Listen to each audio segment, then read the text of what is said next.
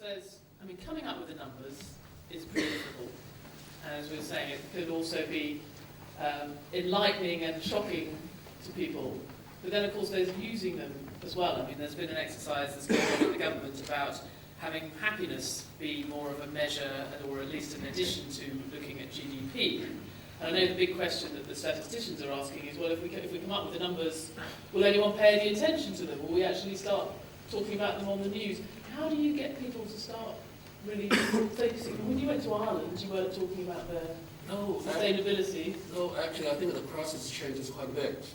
And I think that the people's awareness changes a lot. And the sustainability becomes such a big issue today than ever time before. And the people do realize, this crisis tells very clear, short-term issues never work, right? Financial, economic. And also people understand that there are so many cases of failures or unsuccessful stories. And the short-term things never work. People understand it's important. As my panelists mentioned here, the consumer will drive the investor. So I think that this project is important because the project provides two things. The first end is leadership. Provide leadership to tell the future's directions, but also provide education. The education is very important, and this crisis obviously provide absolutely opportunity for the people to understand the importance of sustainability.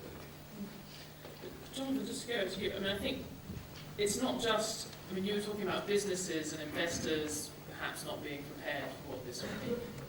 But I sometimes think there'll also be a lot of difficult issues for the environmental movement and for people who might consider themselves to be on the left. If you start to price scarce resources, which many economists would say would be part of this, and the Prince was talking about needing to put a value on nature, well, that might be pricing water in a place where it's quite hard for people to pay for it. Do you think people are ready for that kind of thing as well? Yes. Well, this phrase, cost internalization, carries with it a whole bundle of hidden implications.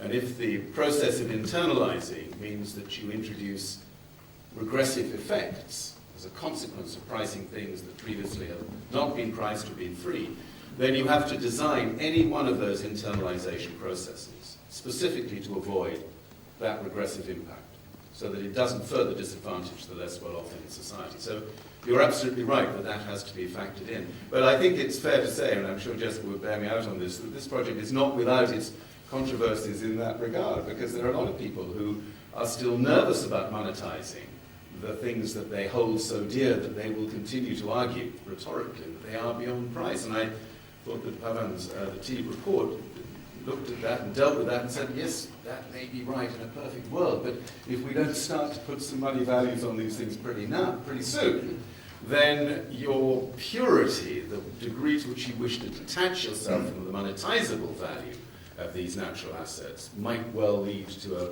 pace of attrition that would be far worse than anything you're looking at the moment. So we know there's a bit of a trade-off going on there, and the environment movement will often be a little bit unnerved by that trade-off.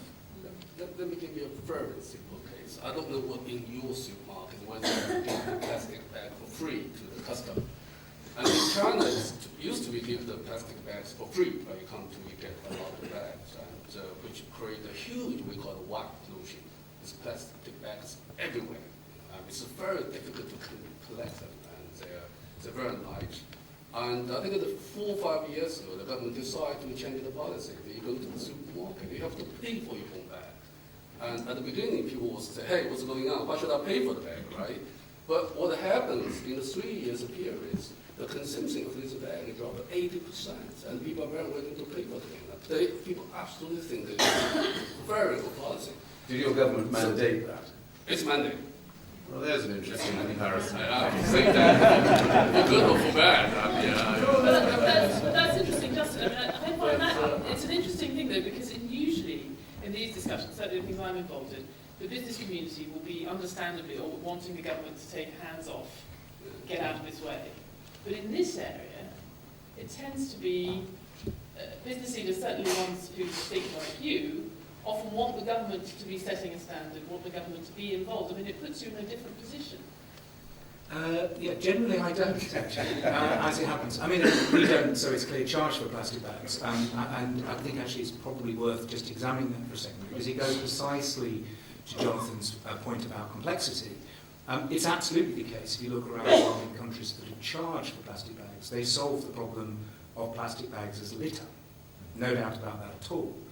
But unfortunately, what people choose to use instead of plastic bags, in most countries where a tax has been introduced, actually has a worse carbon footprint than the plastic bag it replaces. So one has to be very careful. You thump down on a lump in the carpet and it pops up somewhere else before you know it. And that's the fundamental reason why I'm not a supporter, generally speaking, of the government legislating these things, because the government doesn't move fast enough, and ultimately all legislation becomes a compromise of what one can get through the political process. Whereas actually the consumer will move much faster. In the UK, you've seen about a 50% reduction in plastic bag use, not because there has been a tax, but because supermarkets at large have incentivised consumers and educated consumers to do something differently, to use reusable bags and to incentivise that.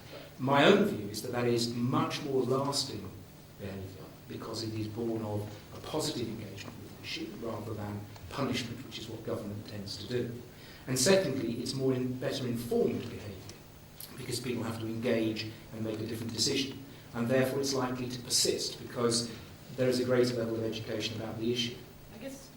I guess a lot of people say, have we got time for that? It's like the planting of a tree and there's no time to waste. So have we actually got time for that kind of education process?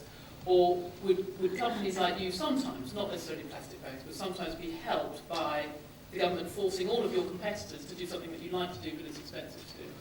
Well, no, you see, because I fundamentally believe that competition and competitive advantage leads to greater effect more quickly.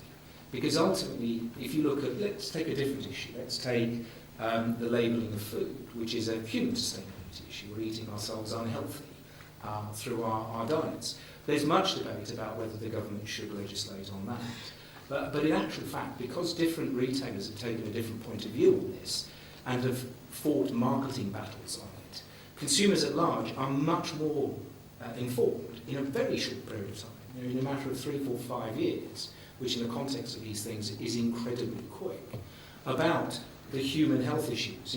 Supermarkets competing on how they label salt, fat, sugar and so on have done much more to communicate to consumers the issues that presents for them in their diet than the FSA have done in 10 years of public health advertising. And the data shows that very clearly. So I'm an advocate of, and Jonathan and I have talked about this a lot, organisations like Jonathon and Accounting for Sustainability, I believe, will be another example of this, which gives organisations the opportunity to demonstrate that they are doing a different and better job.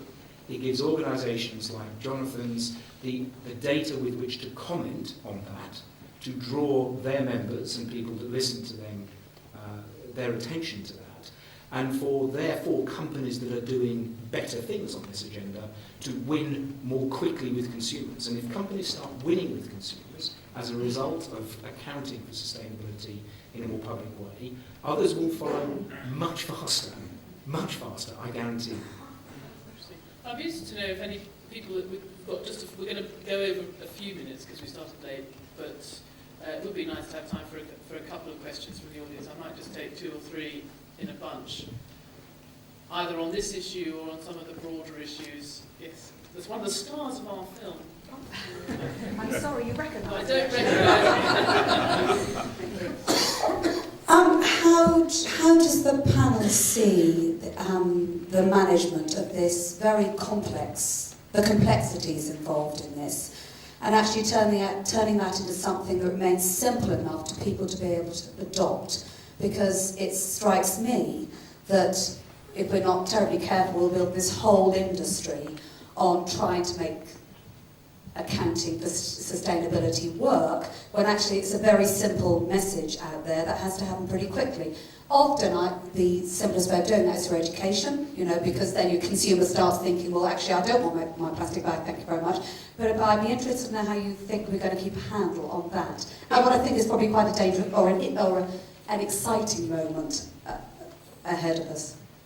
Is there one more that if anyone has got a pressing question, although that's a pretty good one?